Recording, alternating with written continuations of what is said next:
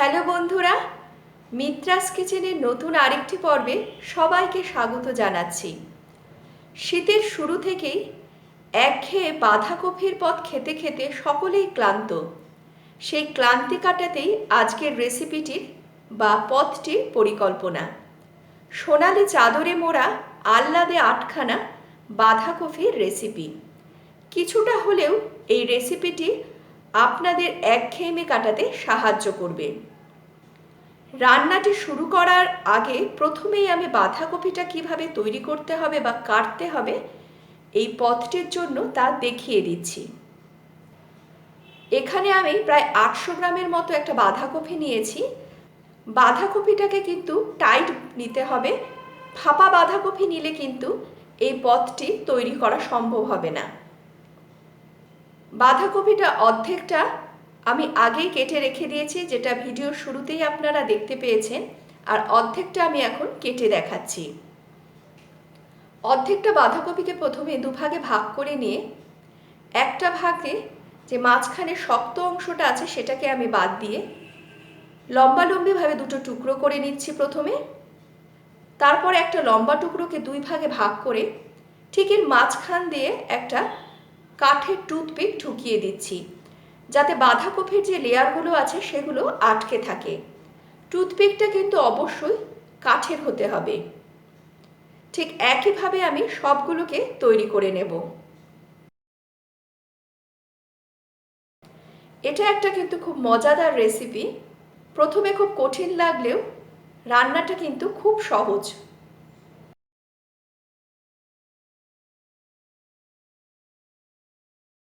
সবগুলো বাঁধাকপিকে আমি টুকরো করে নিয়েছি। এখানে আমার 14টা বাঁধাকপির টুকরো হয়েছে। এগুলোকে এবার হালকা করে ভাপিয়ে নেব। তার জন্য একটা পাত্রে আমি খানিকটা জল নিয়ে নিয়েছি।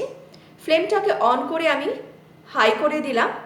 এর মধ্যে দিয়ে দিচ্ছি 1 চা চামচ পরিমাণে লবণ, 1 চা চামচ পরিমাণে চিনি, চিনিটা অপশনাল। এবার ঢাকা দিয়ে জলটাকে আমি ফুটতে দেব। জলটা এখন ফুটছে। এবার এই ফুটন্ত জলের মধ্যে আমি বাঁধাকপির টুকরোগুলোকে একে একে দিয়ে দেব। তারপরে ঢাকা দিয়ে এক বলক আসা অবধি অপেক্ষা করব, ফ্লেমটাকে হাই রেখে। এক বলক চলে এসেছে। ফ্লেমটাকে সঙ্গে সঙ্গে বন্ধ করে দিয়ে এইভাবেই আমি রেখে দেব 3 থেকে 5 মিনিট। বেশি ভাপ দিলে কিন্তু বাঁধাকপিগুলো কিন্তু প্রচণ্ড মাত্রায় নরম হয়ে যাবে। 3 মিনিট পরে সম্পূর্ণ জলটা আমি ঝরিয়ে নেব। অতিরিক্ত জলটা যাতে ঝরে যায় সেই জন্য আমি একটা ঝাঁঝরির মধ্যে বাঁধাকপির টুকরোগুলোকে রেখে দিয়েছি। আজকের রেসিপিটি যদি আপনাদের ভালো লাগে তাহলে সকলের কাছে অনুরোধ রইল চ্যানেলটিকে সাবস্ক্রাইব করার পরে পাশে থাকা বেল আইকনটা প্রেস করতে ভুলবেন না, তাহলে নতুন রেসিপি আপলোড হওয়ার সঙ্গে সঙ্গে আপনার কাছে নোটিফিকেশান পৌঁছে যাবে। বেল আইকনটা প্রেস করা না থাকলে কোনোভাবেই নোটিফিকেশান কিন্তু আপনার কাছে পৌঁছবে না। এবার আমরা একটা ব্যাটার তৈরি করব। তার জন্য এখানে 1.5 কাপ পরিমাণে আমি ময়দা নিয়ে নিয়েছি।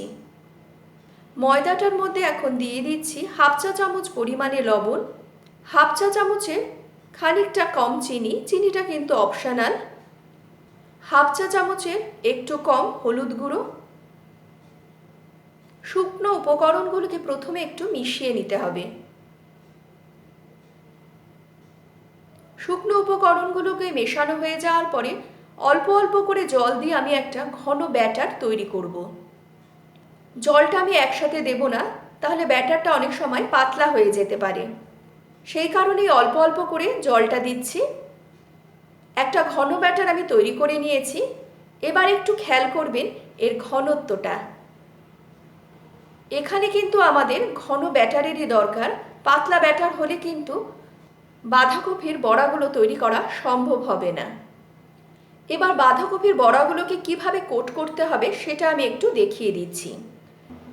এবার একটা ভাপানো বাঁধাকপির টুকরো নিয়ে তার উপরে আমি ঘন ব্যাটারটা আস্তে আস্তে করে ঢেলে দিচ্ছি। ব্যাটারটা দেওয়ার সময় একটু খেয়াল রাখবেন ব্যাটারের ভারে যেন বাঁধাকপির লেয়ারগুলো নিচে নেমে না যায় বা টুথপিকটা থেকে বেরিয়ে না যায়। সেই জন্য খুব সাবধানে এই বাঁধাকপিটাকে কিন্তু ব্যাটারটা দিয়ে কোট করতে হবে। কিভাবে কোট করতে বলছি সেটা এই ভিডিওটা দেখলেই কিন্তু বুঝতে পারবেন। বাঁধাকপির টুকরোটা ভালো করে কোট করা হয়ে গেলে সঙ্গে সঙ্গে কিন্তু গরম তেলের মধ্যে ছেড়ে দিতে হবে। টুকরোটাকে গরম তেলে দেওয়ার সঙ্গে সঙ্গে এর ওপরে কিন্তু ক্রমাগত গরম তেল ছিটিয়ে যেতে হবে, নইলে কিন্তু ব্যাটারটা আস্তে আস্তে নেমে নিচে জমা হয়ে যাবে। ওপর দিকে ক্রমাগত এইভাবে কিন্তু গরম তেল ছিটিয়ে যেতে হবে যতক্ষণ না পর্যন্ত ওপরের ব্যাটারটা শক্ত হচ্ছে। আমি প্রথম ব্যাচে 4টে বাঁধাকপির টুকরো দিয়েছি। ঠিক একইভাবে তেলে ছাড়ার সঙ্গে সঙ্গে সবগুলোর ওপর দিয়ে কিন্তু আমি ক্রমাগত গরম তেল ছিটিয়ে গেছি। বাঁধাকপির বড়াগুলোকে আমি সোনালি করে ভেজে নেব। ফ্লেমটা কিন্তু সব সময় লো মিডিয়াম থাকবে। মাঝে মাঝে কিন্তু উল্টে পাল্টে বাঁধাকপির বড়াটাকে ভেজে নিতে হবে। প্রথম ব্যাচটা ভাজা হয়ে গেছে, তেল থেকে এখন তুলে রাখছি। একটু কাছ থেকে দেখিয়ে দিচ্ছি যে বড়ার কালারটা কেমন হয়েছে। এবার আমরা একটা গ্রেভি তৈরি করব। সেই কারণে একটা পাত্রে 3 টেবিল চামচ পরিমাণে রিফাইন্ড অয়েল আমি হাই ফ্লেমে গরম করতে বসিয়েছি। তেলটা গরম হয়ে যাওয়ার পরে এখন দিয়ে দিচ্ছি ফোড়নটা। ফোড়নের জন্য আমি ব্যবহার করেছি 3টে ছোটো এলাচ। ছোটো এলাচ 3টেকে আমি থেতো করে নিয়েছি, 4টে শুকনো লঙ্কা, একটা তেজপাতা, 2টো দারচিনি স্টিক। দারচিনি স্টিকগুলো একটু ছোট ছোট নিয়েছি, 5 থেকে 6টা লবঙ্গ। ফোড়নটাকে আমি হালকা করে ভেজে নেব 20 থেকে 30 সেকেন্ডের মতো। ফ্লেমটা কিন্তু লো মিডিয়ামই থাকবে। এদিকে আমরা একটা পেস্ট তৈরি করে নেব। এখানে আমি 1 কাপ পরিমাণে নিয়েছি পেঁয়াজের টুকরো, টমেটো নিয়েছি 1 কাপের থেকে একটু কম, টমেটোটার বিচি ছাড়িয়ে নিয়েছি। 2 ইঞ্চি পরিমাণে আদার টুকরো, আদার টুকরোটাকে আমি ছোট ছোট করে টুকরো করে নিয়েছি। আর নিয়েছি 2টো রসুনের কোয়া। এই সব কিছুকে খুব ভালো করে কিন্তু বেটে নিতে হবে। আজকে গ্রেভিটি আমি পেঁয়াজ রসুন দিয়ে করেছি। এই গ্রেভিটাকে কিন্তু আদা জিরে ধনে বাটা এবং পোস্ত বাটা দিয়ে নিরামিষও করা যায়। আজকে আমি এর আমিষ ভার্সানটা শেয়ার করছি। বাটাটা আমার হয়ে গেছে, এখন এটাকে তেলের মধ্যে দিয়ে দিচ্ছি।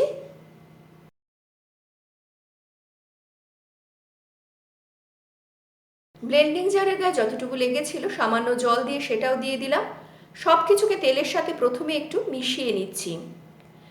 এখন একে একে দিয়ে দিচ্ছি 1 চা চামচ পরিমাণে শুকনো লঙ্কার গুঁড়ো, 1 চা চামচ পরিমাণে কাশ্মীরি লঙ্কার গুঁড়ো।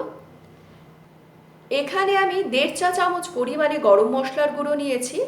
এর অর্ধেকটা এখন ব্যবহার করছি, বাদ বাকিটা পরে ব্যবহার করব। টমেটো কেচাপ নিয়েছি 1 টেবিল চামচ পরিমাণে, হলুদ 1/2 চা চামচ, লবণ স্বাদ মতো, চিনি স্বাদ মতো। চিনিটা কিন্তু অপশনাল। সব কিছুকে মিশিয়ে এটাকে সাঁতলাবো যতক্ষণ না পর্যন্ত মশলা থেকে তেলটা ছাড়ছে। মশলা থেকে এখন তেলটা ছেড়ে দিয়েছে। এখন এর মধ্যে সামান্য গরম জল দিয়ে আবার এটাকে সাঁতলাবো যতক্ষণ না পর্যন্ত মশলা থেকে তেলটা ছাড়ছে।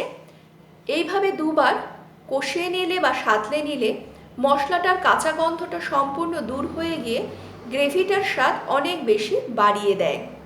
দ্বিতীয়বার সাঁতলানো হয়ে যাওয়ার পরে এখন এর মধ্যে দিয়ে দিচ্ছি আমি গ্রেভির জন্য যতটা পরিমাণে গরম জল আমার লাগবে, এখন আমি ততটুকুই ব্যবহার করছি। এবার এটাকে ঢাকা দিয়ে হাই ফ্লেমে 1 বলক আসতে দেব। 1 বলক চলে এসেছে। এবার এর মধ্যে দিয়ে দিচ্ছি বাদবাকি গরম মশলার গুঁড়োটা, 1 টেবিল চামচ পরিমাণে ঘি। ভালো করে মিশিয়ে 2 থেকে 3 মিনিট এটাকে আমি জাল দেব। ফ্লেম কিন্তু হাই থাকবে। যতক্ষণ ঝোলটা জাল হচ্ছে ততক্ষণে আমরা ছোট্ট একটা কাজ সেরে রাখছি। বাঁধাকপির বড়াগুলোর ভেতরে যে কাঠের টুথপিকটা আছে সেগুলোকে এখন আমরা বের করে নেব। একটু চাপ দিলে কিন্তু খুব সহজেই এই টুথপিকগুলো বেরিয়ে আসবে। এই টুথপিকগুলো ফেলে দেওয়ার কোনো প্রয়োজন নেই, এগুলোকে পরিষ্কার করে ধুয়ে নিলেই আবার কিন্তু ব্যবহার করতে পারবেন। যে টুথপিকগুলো আপনারা এখন দেখছেন এইগুলোকে আমি বহুবার কিন্তু ব্যবহার করেছি এই ধরনের রান্নাতে।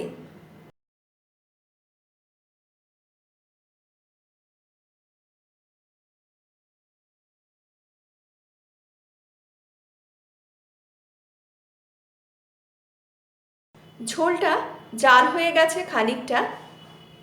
এবার এর মধ্যে দিয়ে দিচ্ছি ভেজে রাখা বাঁধাকপির বড়াগুলো।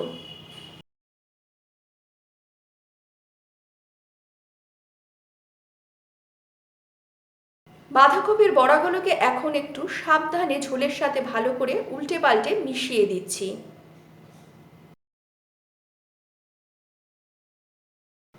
এরপরে ফ্লেমটাকে মিডিয়াম রেখে ঢাকা দিয়ে এটাকে রান্না করব যতক্ষণ না পর্যন্ত গ্রেভিটা ঘন হচ্ছে আর বড়াগুলো নরম হচ্ছে। আমি এখানে 5 মিনিট এইভাবেই ঢেকে রেখে দিয়েছি। তবে মাঝে মাঝে কিন্তু এটাকে নাড়তে হবে। আমি এখানে নাড়ার জন্য কোনো হাতা ব্যবহার করছি না, কড়াইটাকে এইভাবে একটু ঝাঁকিয়ে নিচ্ছি। সাবধানে একটু নাড়াচাড়া করতে হবে, নইলে কিন্তু বড়াগুলোর ওপরের যে কোটটা সেটা খুলে আসতে পারে। 5 মিনিট পরে গ্রেভিটা ঘন হয়ে গেছে এবং বড়াগুলো কিন্তু নরম হয়ে গেছে। আমি গ্রেভিটাকে আর জাল দিয়ে ঘন করব না, কারণ বড়াগুলো কিন্তু অনেকটা রস শুষে নিয়ে গ্রেভিটাকে আরও ঘন করে দেবে যখন ঠান্ডা হয়ে যাবে। এটাকে পরিবেশন করুন রুটি বা ভাতের সাথে, আশা করি সকলেরই ভালো লাগবে। আজকের কিচেন পরিক্রমা এখানেই শেষ করছি। খুব শিগগিরই আবার হাজির হব অন্য কোনো রেসিপির সঙ্গে। আপনারা সবসময় আমার সঙ্গে থাকবেন এই আশা নিয়ে এবং আপনাদের সুস্থতা কামনা করে আজকের মতো বিদায় নিচ্ছি।